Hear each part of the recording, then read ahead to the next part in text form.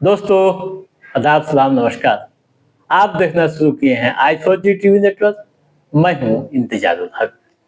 आज के इस खास वीडियो शो में हम बात करेंगे आनंद मोहन के उस विवादित बयान के बारे में, जिसको लेकर बिहार में सियासी घमासान मचा हुआ है।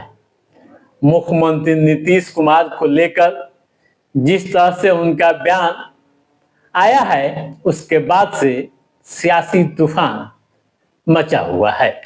उनके इस बयान को लेकर कई तरह की चर्चाएं हो रही है।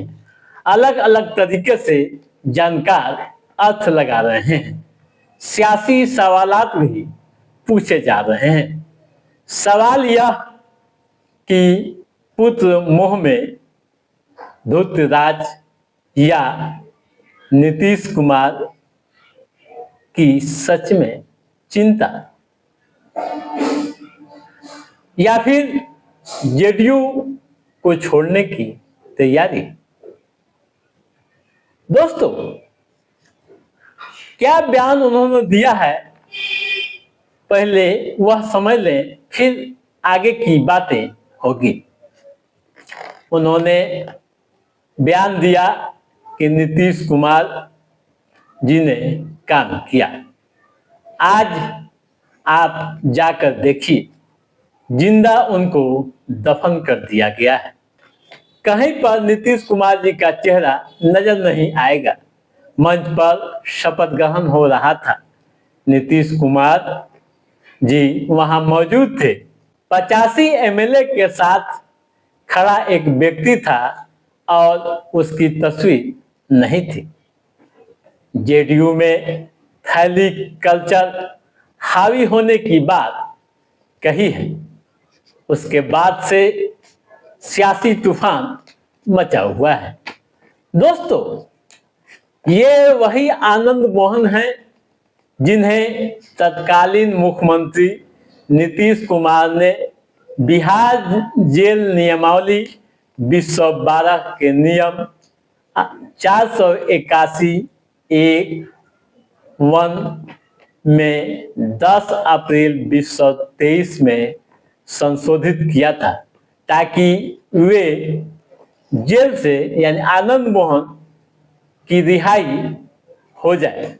इस बदलाव की वजह से वे 27 अप्रैल 2023 को सहरसा जेल से रिहा हुए थे। दोस्तों, उस समय नीतीश कुमार की काफी आलोचना भी उनकी रिहाई को लेकर हुई थी। आनंद मोहन के बागी तेवर को लेकर कई तरह की चर्चाएं हो रही है। अब उसी नीतीश कुमार को जिंदा दफना दिया गया, ऐसे शब्दों का प्रयोग कर आनंद मोहन चर्चा के केंद्र में बने हुए हैं। उनके इस बयान की कई तरह से चर्चाएं हो रही है। जानकार अलग अलग अर्थ निकाल रहे हैं। जानकारों का दावा है कि उनका बेटा सम्राट मंत्रिमंडल में शामिल नहीं हो पाया। जिस नीतीश कुमार ने उन्हें जेल से बाहर निकालने का उपाय निकाला, सोचा, जिस नीतीश कुमार की सरकार बचाने के लिए उनकी पत्नी व बेटे साथ रहे, अब वही नीतीश कुमार व उनकी पार्टी को टारगेट कर रहे हैं। राजनीतिक जानकारों का यह भी कहना है कि आनंद मोहन एक बड़ी भूल अपने राजनीतिक जीवन में कर रहे हैं। दोस्तों, कुछ राजनीतिक पंडितों का यह भी दावा है कि नीतीश कुमार के सुस्त पड़ने का यह नतीजा है कि आनंद मोहन जैसे लोग बोलने लगे हैं। बेटे का मंत्री नहीं बन पाना उन्हें कचोट रहा है। आनंद मोहन को नीतीश कुमार का एहसानमंद होना चाहिए।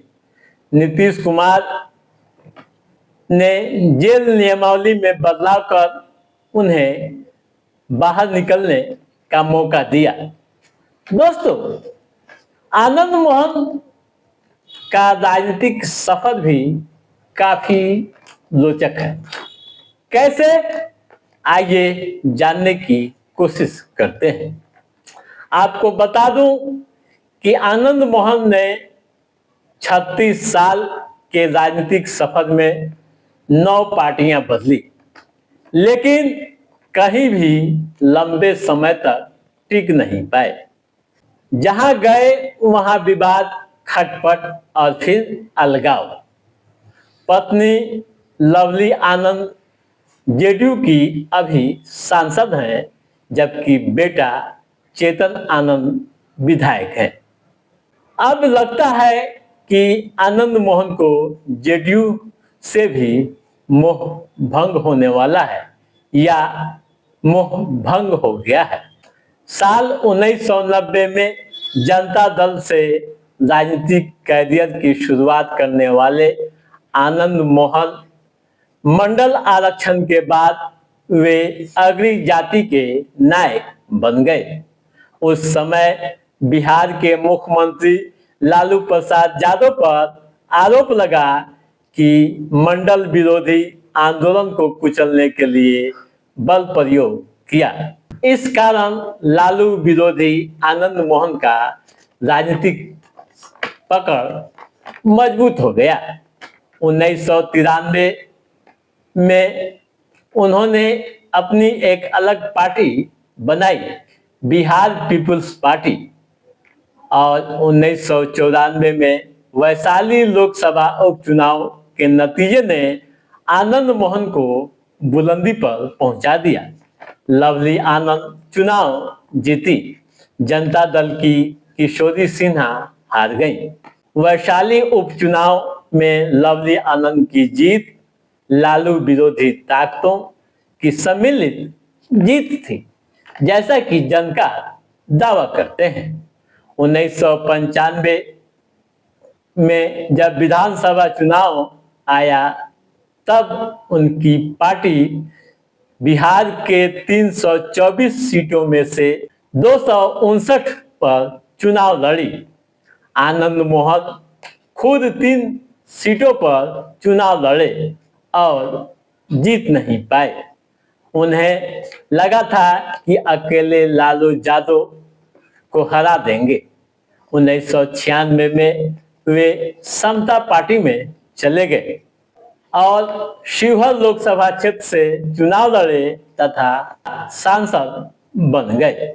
लेकिन समता पार्टी में भी वे अधिक समय तक नहीं रह पाए। 1998 में जब लोकसभा का चुनाव आया तो वे गुजरात के शंकर सिंह वाघेला की पार्टी ऑल इंडिया राष्ट्रीय जनता पार्टी में चले गए। 1998 में वे फिर सांसद बने। 2009 में वे कांग्रेस में गए, फिर 2014 में सपा में। यहीं से उनके पतन की कहानी शुरू होती है, यानी हार ही हार मिलती है। 1999 में राजद के अनवारुल हक से वे हार गए। फिर 2004 में वे तीसरे स्थान पर थे।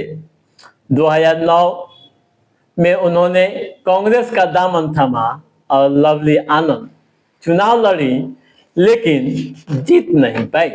लवली आनंद उस चुनाव में चौथे स्थान पर रही। उन्हें करीब 81,000 वोट मिले थे। 2014 के लोकसभा चुनाव में सपा यानी मुलायम सिंह की पार्टी समाजवादी पार्टी से लवली आनंद चुनाव लड़ी और फिर हार गई। फिर चौथे स्थान पर रही। करीब 46,000 वोट मिले थे। 2015 का जब विधानसभा चुनाव आया, तब वे जेल में थे। जीतन राम मांझी की पार्टी हम से लवली आनंद चुनाव लड़ी, लेकिन कांटे का मुकाबला होने के बावजूद वे हार गईं। जेडीयू के सरफुद्दीन ने उन्हें करीब 500 वोटों से हरा दिया। 2020 में लवली आनंद व उनके बेटे चेतन आनंद एक बार फिर से आरजेडी में चले गए। चेतन आरजेडी से एमएलए बने। 2024 में आरजेडी से मोह भंग हुआ। 2024 में विश्वास मत के दौरान चेतन आनंद ने अपना पाला बदल दिया और नीतीश कुमार का समर्थन कर दिया। मार्च 2024 में लवली आनंद व चेतन आनंद जेडीयू में शामिल हो गए।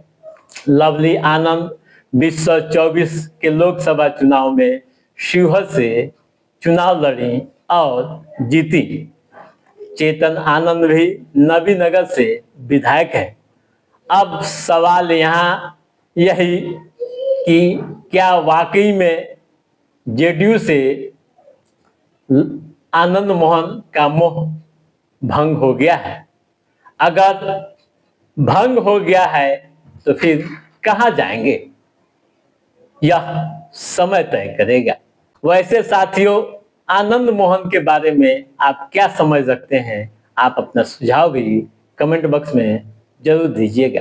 तो दोस्तों, आज के इस एपिसोड में बस इतना ही। कैसा रहा हमारा ये एपिसोड, आप लाइक और कमेंट करके हमें जरूर बताइएगा।